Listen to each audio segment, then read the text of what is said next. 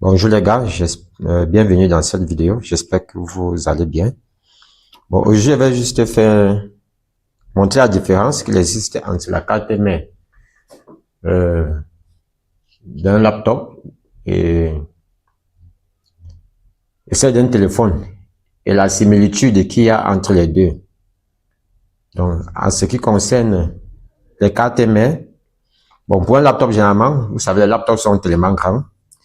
Et c'est justement pour cela que la carte mère est aussi grande. Ça, c'est la carte mère d'un laptop, comme vous voyez.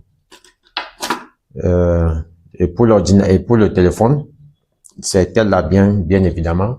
Peut-être comme vous la voyez. Pourquoi? Bon, physiquement, sur la carte mère d'un laptop, c'est facile de voir les composants dessus, à l'œil nu, surtout. Ce qui signifie que ça sera plus aisé lorsque tu veux retirer des composants dessus. Donc, par exemple, nous avons ici une bobine que nous voyons. Nous avons là une bobine. Or, si on passe sur la carte mère d'un téléphone, vous serez obligé d'avoir un microscope pour pouvoir facilement voir les composants dessus. Donc, sur la carte mère d'un laptop, les composants sont faciles à voir, comme vous voyez. Elles sont très faciles à voir. Oui, nous avons ici un MOSFET. Là, on a encore une bobine. Et nous avons des MOSFET beaucoup là-dessus. Nous avons ici le socket de la RAM. Nous avons là, ici, le CPU à l'intérieur. Et là, nous avons des condensateurs. On voit là, c'est le condensateur. À ce niveau-ci, c'est un condensateur là. Et donc, en fait, c'est quoi? C'est que c'est plus facile de voir les composants dessus, les numéros qui sont sur des composants. Facile même à savoir, ça c'est un condensateur, ça c'est une résistance, ça c'est une bobine. Donc c'est plus aisé de voir. Oh, sur la carte mère d'un téléphone, vous êtes obligé d'avoir un microscope pour facilement voir les composants et dessouder, si possible.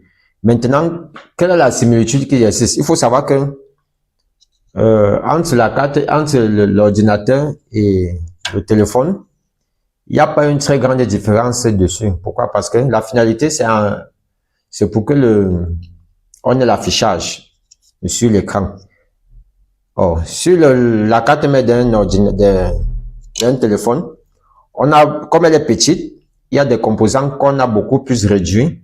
Certaines même, qu'on les a encastrés dans un seul composant.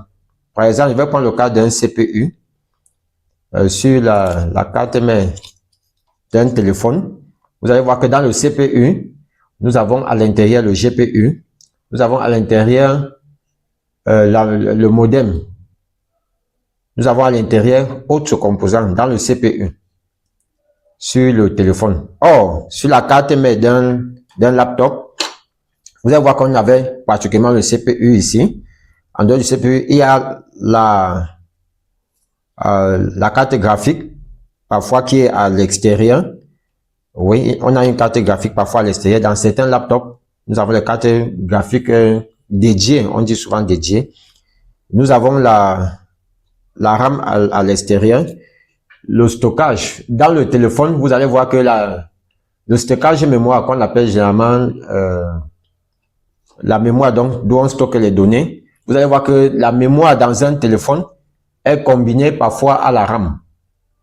Tout ça pourquoi? Pour pouvoir pour que le téléphone, la carte mère du téléphone ne soit pas trop surchargée. Donc c'est ça la différence qu'il y en a beaucoup. La carte mère d'un ordinateur, comme j'ai dit, on a peut-être le CPU à l'extérieur, on a la RAM à l'extérieur. Le disque dur qu'on vient encastrer à l'extérieur, qu'on vient encastrer et d'autres composants. Donc, c'est-à-dire, c'est plus facile de mettre les différents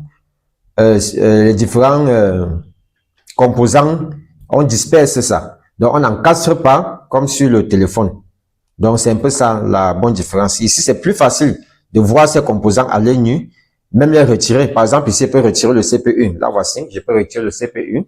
enlever, dévisser ça, retirer le CPU. La RAM, facilement, on retire la RAM. Et le disque dur, on retire le disque dur. Or, dans le téléphone, ce n'est pas le cas.